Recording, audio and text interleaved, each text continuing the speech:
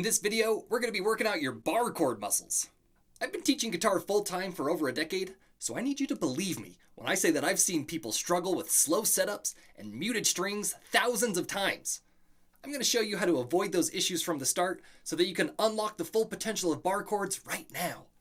So go grab your guitar and just do what I do. We've talked about how you can use a capo to play these open chords anywhere on the neck. Although when you do that, you're technically changing the name of the chord. Like right here, I'm playing the shape of an E major chord, but since everything's moved up 3 frets, you're really hearing a G major chord. And right here, this is the shape of an A major chord, but you're really hearing a C major chord.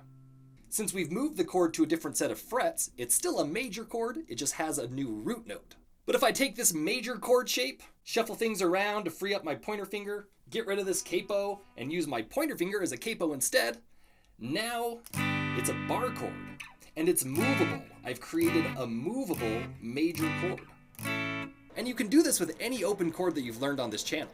You can make movable minor chords and movable 7th chords, although some are nicer than others. This is a big deal because now you can play all 12 major chords with just one shape. It's always a major chord, it's just the set of frets you're in determines whether it's a G major or an A major.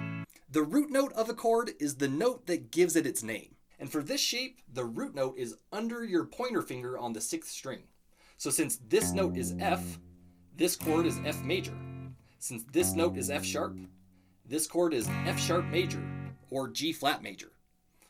This note's G, so this is G major, and so on. And yeah, surprise, this is the full version of an F chord, which we've kind of avoided up until now. It's a very important chord, but it's kind of hard to play. And remember that the way that you turn an E major chord into an E minor chord is just by getting rid of this finger.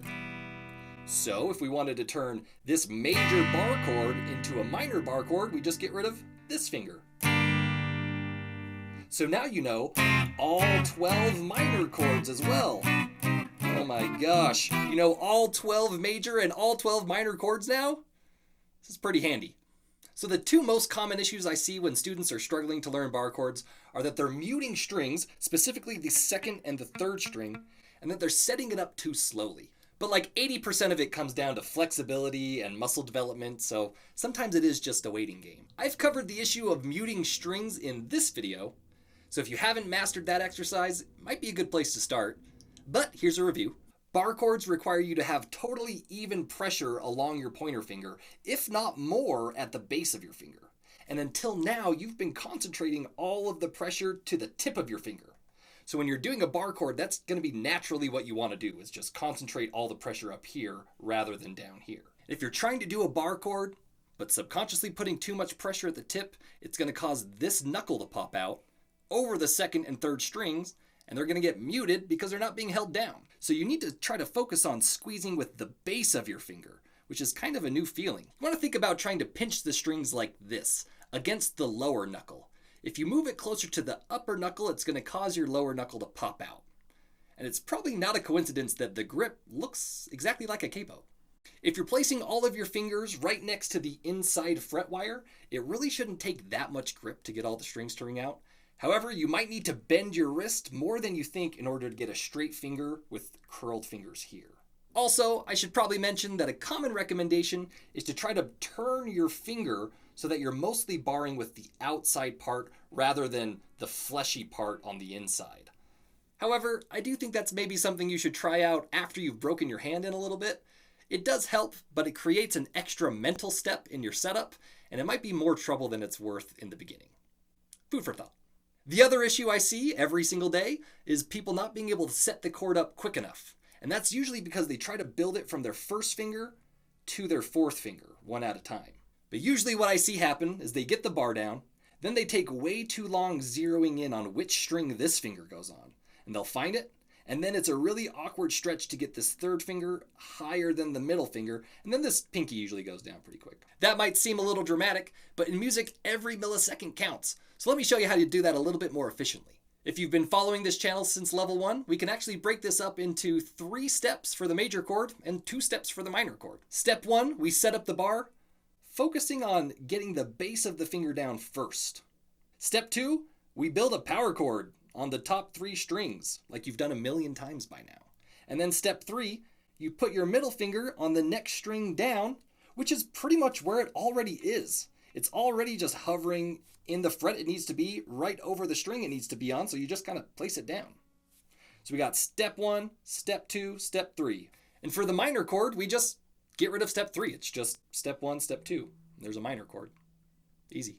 If you're thinking about building the chord like this, it will cause you to rely on the muscle memory and the skills that you built in levels 1 through 3, which makes the learning process happen a lot faster. So for the first exercise, let's focus on building the major chord shape quickly in the 3rd fret. Here's what it looks like. 1, 2, 3, kick. 1, 2, 3, kick. 1, 2, 3, kick. 1, 2, 3, kick. We're doing 4 chord kicks in a row, using beats 1 through 3 to build it in our 3 steps. 1, 2, 3, and then beat 4 to kick out and reset. 1, 2, 3, 4.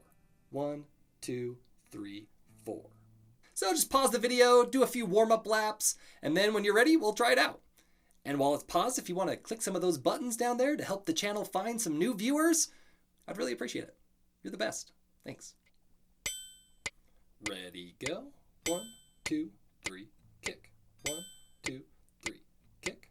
1, 2, 3, kick. 1, 2, 3, kick. Ready, go. 1, 2, 3, kick. 1, 2, 3, kick. 1, 2, 3, kick. 1, 2, 3, kick. Ready, go. 1, 2, 3, kick. 1, 2, 3, kick. 1, 2, 3, kick. 1, 2, 3, kick. Ready, go. 1, 2, 3, kick. 1, 2, 3, kick. 1, 2, 3, kick. 1, 2, 3, kick. Ready, go. Kick. Kick. Kick. Kick. All right, last one. Ready, go. 1, 2, 3, kick. 1, 2, 3, kick. 1, 2, 3, kick. 1, 2, 3, kick. All right, now that we worked on building the chord quickly, we're going to focus on getting all the strings to ring. Here's what the next exercise looks like at our goal speed of 100 beats per minute.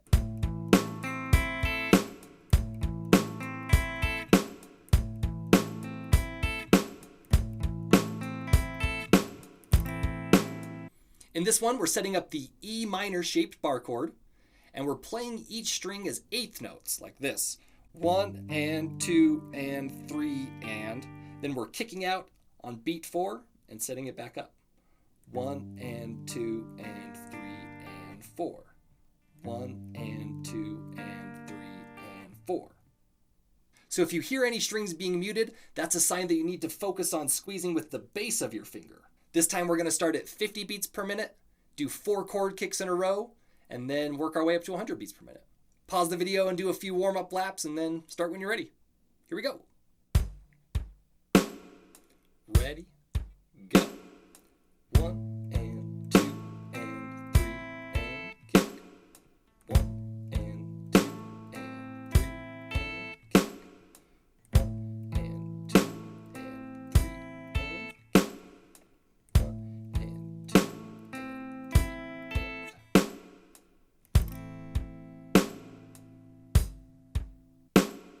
Ready, go. 1 and 2 and 3 and kick. 1 and 2 and 3 and 1 and 2 and 3 and kick. 1 and 2 and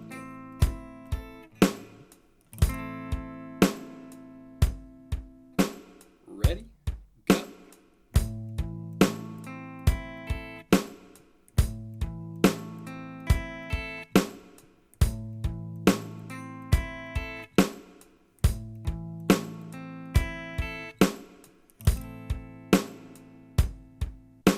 Ready, go.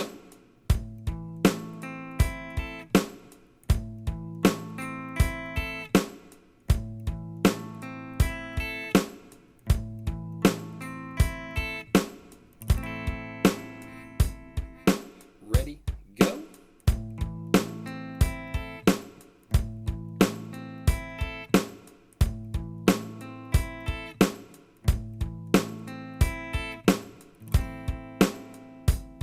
right, last one. Ready, go.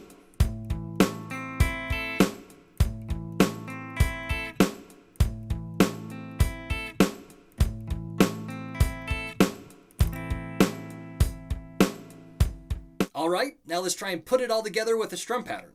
Here's what we're doing next.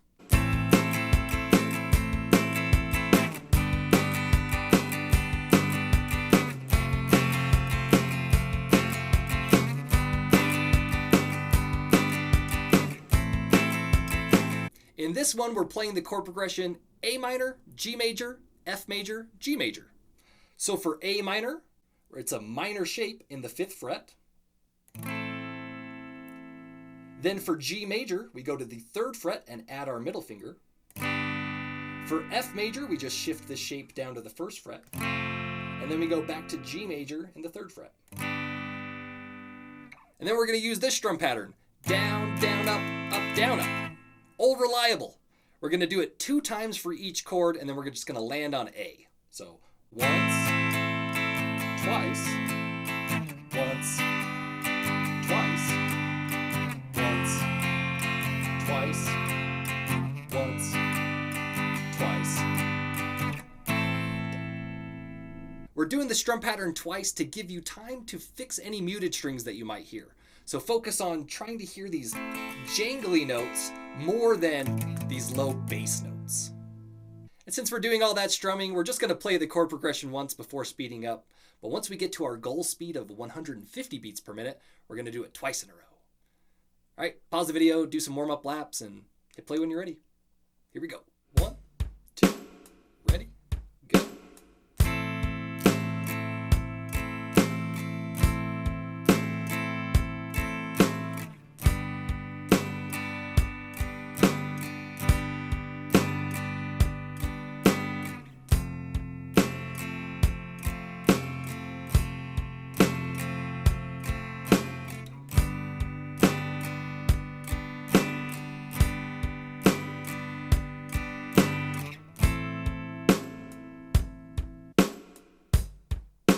Ready, go.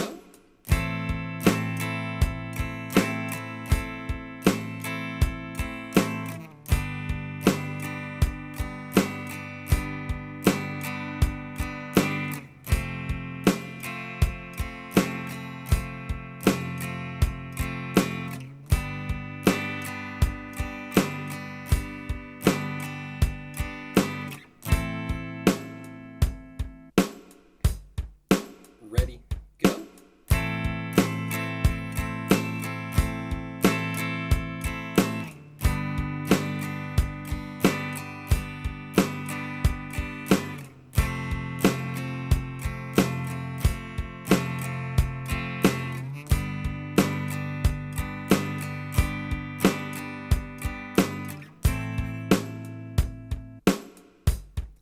Ready, go.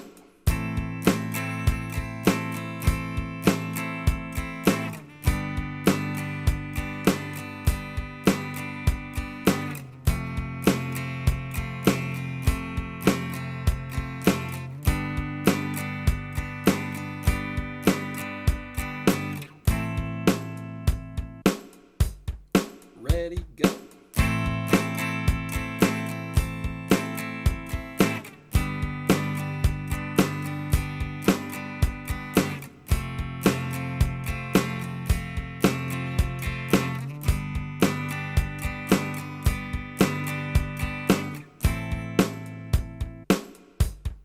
Ready, go.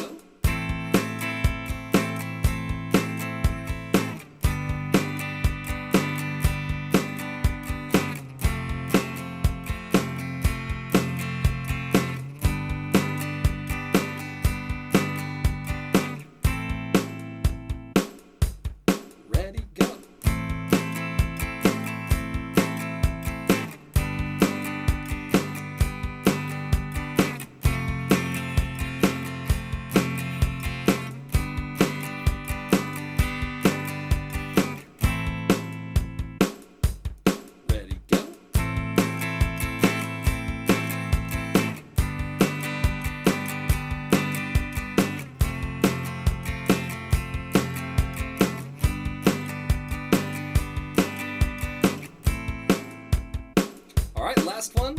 This time let's do it 2 times in a row. Ready, go.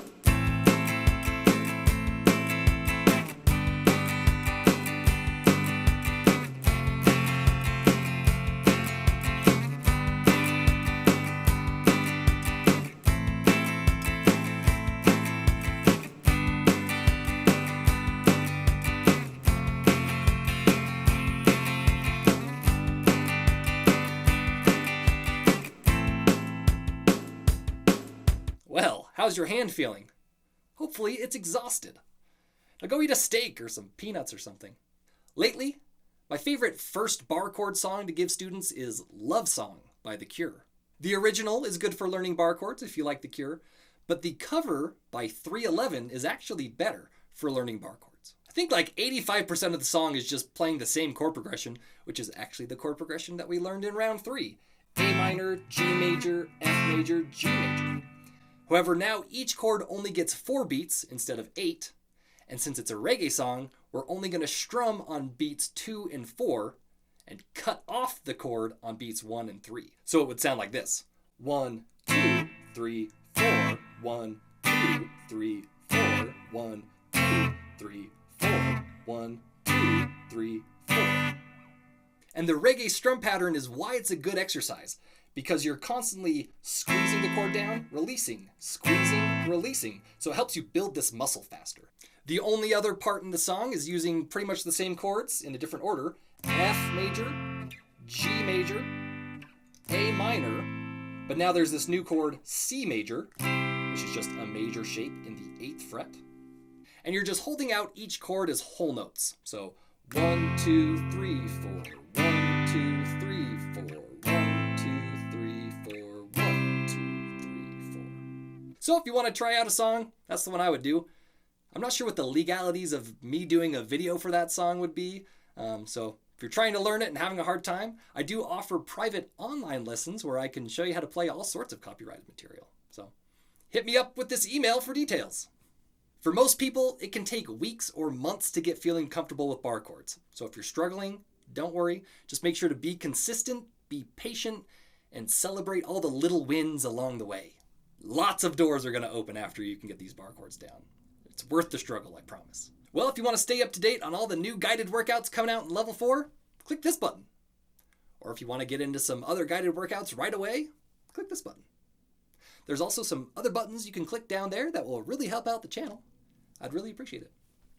All right, well, see you in the next video. Bye.